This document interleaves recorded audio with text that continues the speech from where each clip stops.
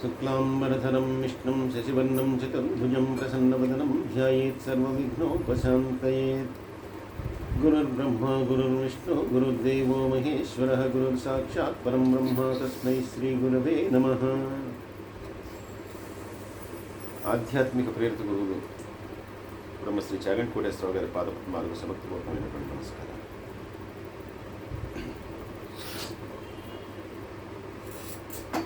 స్కాందపురాణ అంతర్గత కార్తీక మహాత్మ్యంలోని 3వ అధ్యాయంలోకి ఇవాళ 3వ అధ్యాయం గురించి చెప్పుకుంటున్నాం. వశిష్ఠ మహర్షి జనక మహారాజు గారు చెప్తూ ఉన్నటువంటి కార్తీక మాస పురాణంలో 3వ అధ్యాయంలో ముఖ్యంగా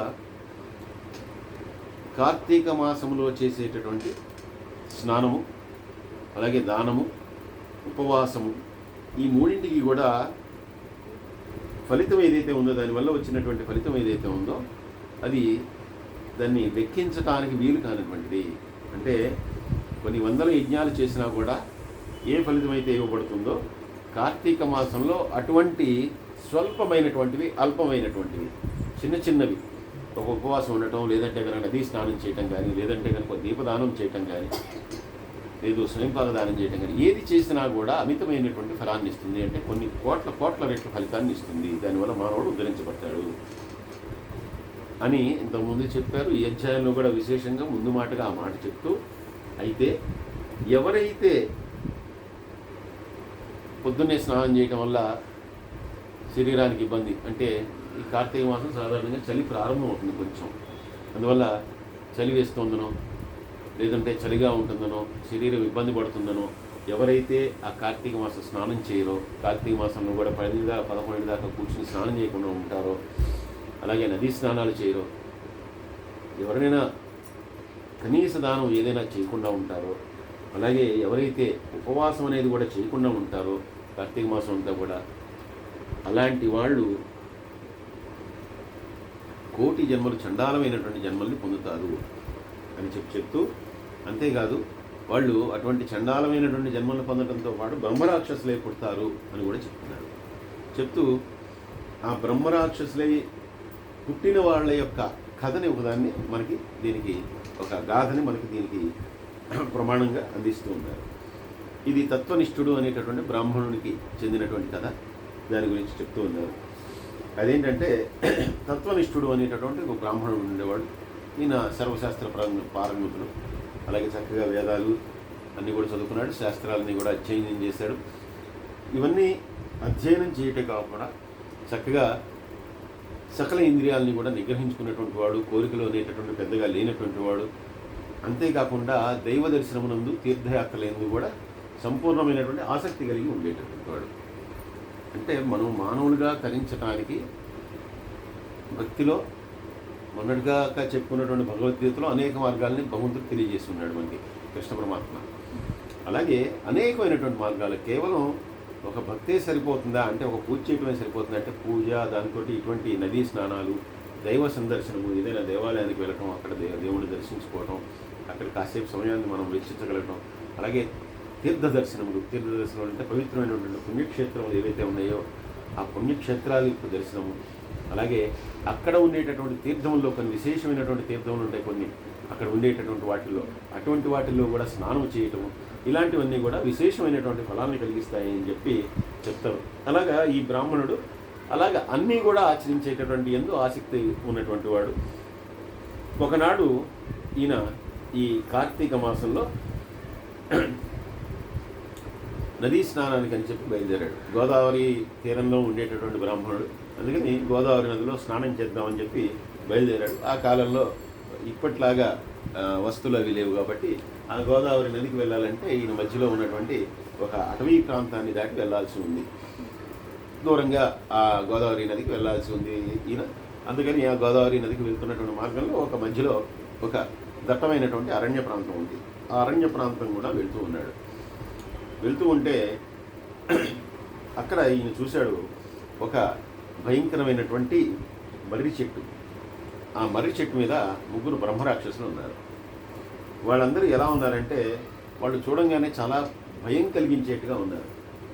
కేవలం మనుషులకే కాదు జంతువులు కూడా భయపడేంత వికృతమైనటువంటి ఆకారాలతో ఉన్నారు. వాళ్ళ వెంట్రుకలన్నీ కూడా, తలపై ఉన్నటువంటి వెంట్రుకలన్నీ కూడా నెక్కబడుచుకుని ఉన్నాయట. శరీరం మీద ఉన్నటువంటి రోమాలన్నీ కూడా పూర్తిగా ముళ్ళల్లాగా ఉన్నాయట. అలాగే వాళ్ళ ఉదరం అంతా కూడా నడుము కతుక్కుపోయిందిట, అంటే అసలు పొట్ట ఏమీ కనిపించట్లేదుట.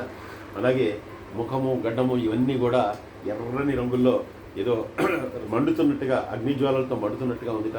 అలాగే దంతాలన్నీ కూడా బయటకు వచ్చి కూరలతో భయంకరమైనటువంటి రూపంలో ఉన్నారు. ఇదే కాకుండా వాళ్ళ రూపమే కాకుండా శరీరంలో కూడా ఆకృతితో పాటు వాళ్ళు చేతుల్లో భయంకరమైనటువంటి ఆయుధాలని, అంటే గొడ్డలి, కత్తి ఇలాంటివంటి ఆయుధాలని పట్టుకుని అక్కడ భయపెడుతూ వాళ్ళందరూ ఉండటం వల్ల ఆ ప్రాంతంలో ఈయన చూశాట.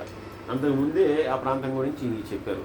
ఏమనంటే ఆ ప్రాంతంలో బ్రహ్మరాక్షసులు సంచరిస్తూ ఉంటారు కాబట్టి ఆ ప్రాంతం గుండా వెళ్ళటం మంచిది కాదు అని. కానీ మరి నదీ స్నానం చేయాలి. నదీ స్నానం చేయటం అంటే కనుక ఈయన ఇన్ని శాస్త్రాలు చదువుకున్నాడు కాబట్టి నదీ స్నానం అంటే 11కో 12కో మధ్యాహ్నం లేచి వెళ్ళడం.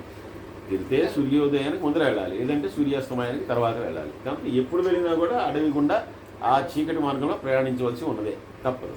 అందుకని పొద్దున్నే ఉదయం బయలుదేరాడు, తెల్లవారుజామున బయలుదేరి నడుచుకుంటూ వెళ్తున్నాడు. చూస్తే చాలా అసలు ఆ ప్రాంతాల్లోకి ఎవడు వెళ్ళాడు. ఆ చుట్టుపక్కల ఒక 25 కిలోమీటర్ల వరకు ఎక్కడైతే ఈ మర్రి చెట్టు మీద వీళ్ళు నివాస స్థానంగా ఏర్పరచుకుని వీళ్ళు ఈ రాక్షసులందరూ కూర్చున్నారో ఆ ప్రాంతానికి ఒక 25 కిలోమీటర్ల వరకు ఎవడు అటు ఇటు ఎవడు వెళ్ళట. అయితే ఈయన మరి వెళ్ళాల్సి వచ్చింది కాబట్టి వెళ్తున్నవాడు ఆ ప్రాంతం అంతా కూడా నిర్జనంగా ఉండేసరికి భయపడుతూనే వెళ్ళాడు. ఎప్పుడైతే ఈయన ఆ ప్రాంతంలోకి అడుగు పెట్టాడో వాళ్ళకి తెలిసిపోయింది, రాక్షసులకు తెలిసిపోయింది. వెంటనే వాళ్ళ ముగ్గురు కూడా అక్కడి నుంచి భయంకరమైనటువంటి అడుగులు వేసుకుంటూ ఈయన వైపుకి వస్తుంటే వాళ్ళ రూపం చూసే ఈయనకి భయం వేసింది. వెంటనే ఆ భయాన్ని పొందినటువంటి ఈ బ్రాహ్మణుడు వెంటనే ఆ శ్రీహరిని స్మరిస్తూ, విష్ణు భగవాన్ని, నన్ను రక్షించవయ్యా, నన్ను కాపాడు, నువ్వు తప్పితే నాకెవరు కూడా దిక్కులేదు. నేను ఈ బ్రహ్మరాక్షసుల బారిన పడి నేను చనిపోవటానికి నేను ఈ అరణ్యంలో ప్రవేశించలేదు. నేను నీ యొక్క అనుగ్రహాన్ని కోరి నదీ స్నానాన్ని చేద్దామని వస్తున్నాను. కాబట్టి నన్ను ఏం చేసినా కూడా నీదే భారం. వాళ్ళ చేత చంపించినా నీదే భారం, లేదో నదిలో స్నానం చేయగలిగేటటువంటి అదృష్టాన్ని ప్రసాదించినా నీదే భారం. ఏదైనా సరే నీ మీదే నేను అంతా కూడా మోస్తూ ఉన్నాను. ఏం చేస్తావో నువ్వు చేసుకో, నారాయణ నారాయణ నారాయణ అర్చుతా అని చెప్పి కేశవ మధుసూదన్ అనుకుంటూ గట్టిగా కేకలు పెట్టుకుంటూ ఈయన ముందుకు వెళ్తుంటే ఆ రాక్షసులు కూడా ఈయన దగ్గరికి వచ్చేసాడు. కానీ ఈయన అనుకున్నట్టే ఎలాగో ప్రాణం పోతుంది. ఇంకా వాళ్ళు ముగ్గురు వచ్చారు, ఒకళ్ళు కూడా కాదు. అందులో వాళ్ళని చూస్తేనే ప్రాణాలు పోయిట్టున్నాయి అని చెప్పి నిర్ణయించుకుని ఇక ఈయన ముందుకే వెళ్తున్నాడు. వెనక్కి మాత్రం తగ్గలేదు, నారాయణ పేరు చెప్పుకుంటూ వెళ్తున్నాడు. కానీ ముగ్గురు విచిత్రంగా ఈయన దరిదాపుకు వచ్చేసేసి ఈయన్ని చంపేటటువంటి టైంకి వచ్చేసరికి ముగ్గురు కూడా అలా ఆగిపోయే వెంటనే అందరూ కూడా ఈయన పాదాలను ఏదో తాకినటువంటి ఏదో స్పర్శ అయితే కనుక వెంటనే కళ్ళు తెరిచి చూసేట. అప్పటిదాకా భయపడుతూ కళ్ళు మూసుకొని నారాయణ పేరుని ఉచ్చరించేటటువంటి ఈయన ఒకసారి కళ్ళు తెరిచి చూసేసరికి ముగ్గురు కూడా ఆయన పాదాల మీద పడి ఉందంట, సాష్టాంగపడి. ఈయనకి ఆశ్చర్యం వేసిందిట, ఏమిటి వీళ్ళు ఎలా పడి ఉన్నారని చెప్పి అనుకున్న తర్వాత, మహానుభావ, నీ యొక్క దర్శనం చేత మాకు ఏదో పూర్వజన్మ స్మృతి కలుగుతోంది. మాకు పూర్వజన్మలో అసలు మేమేం చేసాం అనేది మాకు విషయం తెలుస్తోంది. అందువల్ల మీ ముగ్గురం కూడా నీ పాదాలకి సాగిలపడి నమస్కరిస్తున్నాం.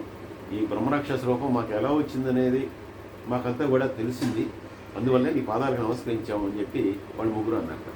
వెంటనే నేను అన్నట్ట, నేను అన్నది నాకు సరిగ్గా అర్థం కావట్లేదు, మీరు వివరంగా చెప్పండి. అసలు మీకు పూర్వజన్మ స్మృతి రావటం ఏంటి, నేను కనపడటం వల్ల గొప్పతనం జరగడం ఏంటి, నేను అంత గొప్పవాడిని ఏం కాదు కదా, ఎలా జరిగిందో చెప్పండి అని చెప్పారు. అంటే కనుక అప్పుడు అందులో మొట్టమొదటి రాక్షసుడు ముగ్గురు ఉన్నారు కదా, మొట్టమొదటి వాడిని చెప్తున్నాడు. ఇతను ఏం చెప్తున్నాడంటే, నేను పూర్వకాలంలో ఒక గ్రామానికి కరణం అంటే ఆ రోజుల్లో అందరూ కూడా బ్రాహ్మణులే ఉండేవాళ్ళు ప్రత్యేకించి. నేను ఏం చేసేవాడిని అంటే అందరినీ కూడా మోసం చేసేవాడిని. ఆ రోజు వాళ్ళు ఏం చెప్తే అదే లెక్క. ఎవరికైనా ఇటు దక్షిణ వైపు నీకు మూడు చుక్కలు, ఇటువైపు నీకు ఇంతుంది, నీకు ఆయన ఏం చెప్తే అదే, దాన్ని బట్టే ఈవెన్. కానీ ఇప్పట్లాగా డాక్యుమెంటేషన్లు అవి చాలా కాలం వరకు లేవు. మనం 100 ఏళ్ళ వెనక్కి వెళ్తేనే లేవు. ఇది ఎప్పుడో పురాతన కాలంలో జరిగింది కాబట్టి ఈయన అలాగా అందరినీ కూడా, అంటే ఎవరు ఈయనకి సహాయం చేస్తే వాళ్ళ వైపు మాట్లాడి ఇది నీదే అది నాది అని చెప్పి అబద్ధాలు అడి వాళ్ళని చేయటం. ఇంతేకాకుండా వంచడంలో చాలా నేర్పరి ఈయన కూడబెట్టుకోవడం, ఈయన ఆస్తులు కూడబెట్టుకున్నాడు. అలాగే వంచి ఎవరి దగ్గర అది వాడి దగ్గర వీడి దగ్గర లాక్కోవటం. అలాగే ఏ రోజు కూడా ఎవరికి కూడా సహాయం చేసినటువంటి వాడు కాదు.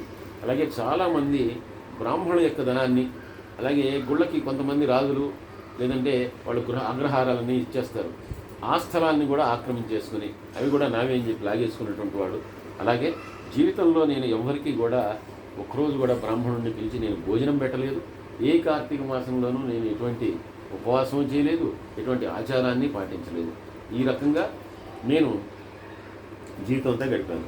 కానీ నా చివరి స్థితిలో దొంగలు నా ఇంట్లో పడి నా సొమ్మంతా కూడా అపహరించారు. అపహరించినటువంటి వాళ్ళు నా భార్య బిడ్డలందరినీ కూడా చంపేశారు. ఆ తర్వాత నేను దుఃఖంతో చచ్చిపోయిన తర్వాత యమలోకాన్ని చేరుకున్నాను. యమలోకంలో అనేకమైనటువంటి బాధల్ని పొందిన తర్వాత చాలా జన్మలు పొందాను. ఆ తర్వాత ఇప్పుడు ఈ బ్రహ్మరాక్షసుడుగా మళ్ళీ ఈ భూలోకంలో అడుగుపెట్టాను అని చెప్పి ఆయన యొక్క విషయాన్ని తెలియజేసేస్తారు. ఇంకా రెండోవాడు ఆయన కూడా చెప్తూ, నేను కూడా నా తల్లిదండ్రులతో నిరంతరం కూడా వాళ్ళని కలహిస్తూ ఉండేవాడు, వాళ్ళతో కొట్టాడుతూ ఉండేవాడిని. పెళ్ళైన తర్వాత నా భార్య పట్ల విపరీతమైనటువంటి ప్రేమ అభిమానం పెంచేసుకున్నాను. నా భార్య ఏం చెప్తే అది వినేవాడిని. అందువల్ల నాకేంటంటే నేను నా భార్య నా పిల్లలే ఇంతవరకే. నా తల్లిదండ్రులను అస్సలు లెక్క చేసేవాడిని కాదు. వాళ్ళతో నిరంతరం పోట్లాడుతూ ఉండటం, అలాగే కనీసం వాళ్ళకి ఆహారం కూడా మేము మంచి ఆహారం తింటూ మిగిలిపోయినటువంటి అన్నాన్ని, పాచిపోయినటువంటి అన్నాన్ని, వీటన్నిటిని కూడా తల్లిదండ్రులకి పెట్టేవాడిని. అలా పెడుతూ వాళ్ళిద్దరినీ కూడా చాలా ఘోరంగా అవమానంగా మాట్లాడుతూ, వాళ్ళని తిడుతూ, వాళ్ళని హింసిస్తూ నేను జీవితంలో ఏనాడు వాళ్ళని గౌరవించలేదు. ఇలా చేయటమే కాకుండా నేను కూడా ఈరోజు అతిథులని కానీ అభ్యాగతులను కానీ ఈరోజు ఆదరించలేదు. ఎవరికి కూడా మంచిగా పిలిచి ఎవరితో మంచిగా మాట్లాడలేదు. ఎప్పుడు కూడా నాకు ఇటువంటి బుద్ధులతోనే నేను జీవితం అంతా కూడా జీవించాను. అలాగే నేను కూడా చనిపోయిన తర్వాత 8 యుగాలు బాధలను పొందాను. 8 యుగాలంటే మీరు లెక్కేసుకోండి. ఒక కలియుగమే 4,32,000 సంవత్సరాలు, దానికంటే డబల్ ఇంకోటి, దానికంటే డబల్ ఇంకోటి, 8 యుగాలు బాధలు పొందేట. బాధలు పొంది ఆ తర్వాత బ్రహ్మరాక్షసుని ఇప్పుడు ఇక్కడ అవతరించాను అని చెప్పి ఆయన కథ చెప్పాడు. ఇంకా మూడో ఆయన చెప్పాడు. ఈయన ఏమిటంటే, ఈయన మానవుడిగా ఉన్నప్పుడు ఒక విష్ణు ఆలయంలో పూజారి ఈయన. అయితే ఈయన ఏం చేసేవాడంటే, ఈయన ఆ వచ్చేటటువంటి భక్తుల్లో ఈయనకు ఒక వేశ్య, ఒక భక్తురాలు, అంటే ఆ గుడికి వచ్చేటటువంటి భక్తురాలు, ఈయన భక్తురాలు కాదు, ఆవిడ కూడా గుడికి వస్తూ ఉండేది. ఈయన ఆవిడని మోహించాడు. మోహించి ఏం చేశాడంటే, గుళ్ళో భక్తులు ఇచ్చేటటువంటి ఎవరైనా ఒక కనుక 2 కిలోల నూనె ఇచ్చి దీపాలు పెట్టించండి అంటే ఆ నూనెలో 100 గ్రాములు వాడి మిగిలిందంతా కూడా దాన్ని నమ్మేసుకుని, అలాగే ఎవరైనా ప్రసాదాలు అవన్నీ ఇస్తే కనుక ఆ ప్రసాదాలు నైవేద్యం పెట్టి ఇవన్నీ కూడా ఆ వేశ్యాగృహానికి తరలించేవాడు. మొత్తం అన్నీ కూడా ఆవిడికే, నైవేద్యం అంతా కూడా ఆవిడికి చేసి ఆవిడతో ఆనందిస్తూ ఉన్నటువంటి దేవుడి డబ్బులన్నీ కూడా ఆ రకంగా ఆవిడ వైపు మళ్ళించి, అంటే ఆయన సుఖాల కోసం మరలించుకొని మొత్తం కూడా ఆ రకమైనటువంటి జీవితాన్ని గడిపాడు. భార్యాబిడ్డల్ని పట్టించుకోలేదు, తల్లిదండ్రులను పట్టించుకోలేదు, ధర్మాన్ని పూర్తిగా భ్రష్టు పట్టించుకున్నాడు. ఈ రకంగా చేయటం వల్ల ఈయన కూడా నరకంలో అనేకమైనటువంటి బాధలు పొందాడు. ఆ తర్వాత అనేకమైనటువంటి జన్మల్ని ఎత్తాడు. ఆయన కొన్ని 100 జన్మల్ని ఎత్తాను అని చెప్పాడు. ఎత్తిన తర్వాత ఈ జన్మలో ఈ బ్రహ్మరాక్షసులుగా ఈ మర్రి చెట్టు మీద నేను కూడా ఈ మర్రి చెట్టు మీద ఉంటూ జంతువుల్ని వాటిని తింటున్నాను. ఎప్పుడైనా ఎవడో పొరపాటున నీలాగా ఎవడో ఒకడు వస్తాడు, అప్పుడు మాకేంటంటే మంచి భోజనం దొరికినట్టు. మామూలుగా అయితే కదా జంతువుల్ని తింటాం, ఇక్కడ వచ్చేవాటిని ఎవడు రాడు ఇక్కడికి భయపడి. ఎవడైనా ఎప్పుడైనా నీలాంటి వాడు ఎవడైనా వస్తే కనుక వాడిని తినేస్తుంటాం, ఆ రోజు మంచి భోజనం చేస్తాం. ఇది మా బతుకు అని చెప్పి ముగ్గురు చెప్పిన తర్వాత వాళ్ళు చెప్పారు, ఎందుకు ఈ జన్మ వచ్చిందో మాకు తెలియదు, ఈ బ్రహ్మరాక్షస జన్మని ఎత్తాం, బహుశా నీ దర్శనం కోసమే ఎత్తుంటాం, నీలాంటి వాడు పుణ్యాత్మ ఎవడో వస్తాడని చెప్పి మేము ఎత్తుంటాం. ఏదైనా సరే నిన్ను చూడటం వల్లే, నీ దర్శనం వల్లే మాకు పూర్వజన్మ స్మృతిని వచ్చేసింది. మాకు అంటే మేము అంతకుముందు ఏ జన్మలో మానవుడిగా ఎలా ఎన్ని జన్మలు ఎత్తాము ఏమిటనే విషయం అంతా తెలిసింది. కాబట్టి ఇప్పుడు మాకు మేము చేసినటువంటి తప్పులకి పశ్చాత్తాపం ఏదైతే ఉందో దాన్ని పూర్తిగా పొంది ఉన్నాం. ఇప్పుడు మా పాపాల నుండి విముక్తి పొందాలనేటటువంటి కోరిక మొట్టమొదటిసారి మాకు కలిగింది. ఆ జన్మల్లో మాకు కలగలేదు, ఇప్పుడు కలిగింది. కాబట్టి మమ్మల్ని ఇక పూర్వజన్మ స్మృతిని కలిగించినటువంటి నువ్వు ఎంత గొప్పవాడివో కదా, కాబట్టి మాకు మళ్ళీ మంచి జన్మ వచ్చేట్టుగాని కానీ, లేదంటే ఈ బ్రహ్మరాక్షస రూపం పోయేటటువంటి విషయం కానీ ఏదైనా సరే నువ్వే చేయగలవు, నువ్వే దానికి సమర్థుడు కాబట్టి నువ్వు ఏదో రకంగా మమ్మల్ని కాపాడు అని చెప్పి వాడు అందరూ ఏంటన్నట్ట, అయ్యా నేను భగవంతుని కాదు, ఏదో శాస్త్రం చదువుకున్న వాడిని అంతవరకే, కానీ నాకు అంతకంటే తెలియదు. సరే, నాకు తెలిసినటువంటి ఉపాయం ఒకటే, కార్తీక మాసంలో చేసేటటువంటి స్నానం ఏదైతే ఉందో అది సర్వ పాపాలని కూడా క్షయం చేస్తుంది, అది పూర్తిగా తొలగిస్తుంది. శాస్త్రం అదే చెప్తుంది. కాబట్టి మీ ముగ్గురిని నా శక్తి చేత, ఎందుకంటే ఇప్పుడు వీళ్ళని గోదావరి నది స్నానానికి కూడా వీళ్ళని తీసుకెళ్ళడానికి కుదరదు. ఎందుకంటే వీళ్ళని తీసుకెళ్తే కనుక ముందర ఎవడు పక్కన ఎవడు ఉన్నాడు వీళ్ళని తీసుకెళ్తే. కాబట్టి మీ ముగ్గురు కామరూపులు కాబట్టి నా శక్తి చేత మీ ముగ్గురిని తీసుకెళ్తాను. మీరు కామరూపంలో వచ్చేసేసి ఇదిగో నేను తీసుకెళ్తున్నటువంటి నా కమండలంలో ఉండిపోండి. నేను మీ కమండలంలో మిమ్మల్ని తీసుకెళ్తా. గోదావరి నది దగ్గరికి తీసుకెళ్ళిన తర్వాత మళ్ళీ మీ రూపాలు మీరు ధరించండి. రూపాలు ధరించిన తర్వాత నేను మంత్రం నేర్చుకునేవాడిని కాబట్టి నేను మంత్రం చెప్తాను. ఆ మంత్ర ప్రకారంగా, అంటే మనకి సంకల్పం అంటాం, అంటే ఏది చేసినా కూడా సంకల్పం చేసేటప్పుడు ఒక మంత్రం చెప్పుకొని ఆ తర్వాత ఆ పని చేస్తాం. నేను సంకల్పం చెప్తాను, మీరు స్నానం చేద్దరు కానీ తర్వాత అంతా కూడా భగవంతుడి దగ్గర రండి అని చెప్పి వాళ్ళ ముగ్గురిని కూడా తీసుకెళ్ళాట. తీసుకెళ్ళిన తర్వాత వాళ్ళందరూ కూడా గోదావరి నది తీరాన్ని చేరుకున్న తర్వాత ఈయన ఎవరు కూడా చుట్టుపక్కల ఎవరు లేనప్పుడు ఈయన ఒక్కడే ఉన్నప్పుడు మెల్లగా వాళ్ళని మళ్ళీ తిరిగి వాళ్ళ రూపాన్ని ధరించమని చెప్పిన తర్వాత ఆముకానాం బ్రహ్మరాక్షసత్వ నివారణార్థం అస్యాం గోదావర్యాం ప్రాత స్నానమహం కరిష్యే అనేటటువంటి మంత్రాన్ని ఈయన చదివి వాళ్ళ చేత చెప్పించేట. ఈ మంత్రాన్ని చెప్పండి రా అని చెప్పి ముగ్గురు చేత చెప్పించి ముగ్గురిని కూడా నీటిలో గోదావరి నీటిలో స్నానం చేయమన్నట్ట. గోదావరి నదిలో స్నానం చేయమన్న తర్వాత వాళ్ళ ముగ్గురు కూడా ఈయన చెప్పినట్టుగా స్నానం చేశారట. స్నానం చేయగానే విచిత్రంగా వాళ్ళ యొక్క బ్రహ్మరాక్షస రూపాలన్నీ కూడా తొలగిపోయి వెంటనే కూడా మానవ దేహాన్ని పొందారు. వాళ్ళ ముగ్గురు కూడా మానవ దేహాన్ని పొందగానే ఈయన కూడా వాళ్ళకి ఇచ్చేసి, నా వలన మళ్ళీ మీరు ఆ బ్రహ్మరాక్షస రూపాన్ని పోగొట్టుకున్నారు కాబట్టి నేనేదైనా కనుక నదీ స్నాన ఫలం నాకుంటే కనుక, నా జీవితంలో ఇప్పటిదాకా నాకు ఉంటే కనుక ఆ నదీ స్నాన ఫలాన్ని మీ ముగ్గురు కూడా సమానంగా ఇచ్చేస్తున్నాను. మీ ముగ్గురు కూడా ఈ జన్మ నుండి విముక్తి పొంది, ఎందుకంటే ఇప్పటికే అనేక వందల జన్మలు పొందున్నారు, వందల వేల జన్మలు పొందున్నారు, యుగాలు పుట్టానని చెప్పాడు ఒకడైతే. అందువల్ల నా పుణ్యఫలాన్ని తీసుకోండి. మీరు ఏమాత్రం దానివల్ల మీరు ఉద్ధరింపబడినా కూడా నేను కూడా ఉద్ధరింపబడతాను. కాబట్టి నా పుణ్యఫలాన్ని, నాకు నదీ స్నాన ఫల పుణ్యఫలాన్ని మీ అందరికీ ఇచ్చేస్తున్నాను అని చెప్పి ఆ పుణ్యఫలాన్ని వాళ్ళ ముగ్గురికి ఇచ్చిన తర్వాత కొన్నాళ్ళ తర్వాత వాళ్ళు కైలాసాన్ని చేరుకొని భగవంతుని యొక్క పాదాల దగ్గర ఉండిపోయారట. ఈ రకంగా నదీ స్నానం చేయటం వలన బ్రహ్మరాక్షస రూపాన్ని కూడా పోగొట్టుకుని మానవ రూపాన్ని తిరిగి పొందారు. కాబట్టి నదీ స్నానం అనేటటువంటిది కార్తీక మాసంలో విశేషమైనటువంటి ఫలాన్ని ఇస్తుంది. కాబట్టి తప్పకుండా నదీ స్నానం అనేటటువంటిది చెయ్యాలి.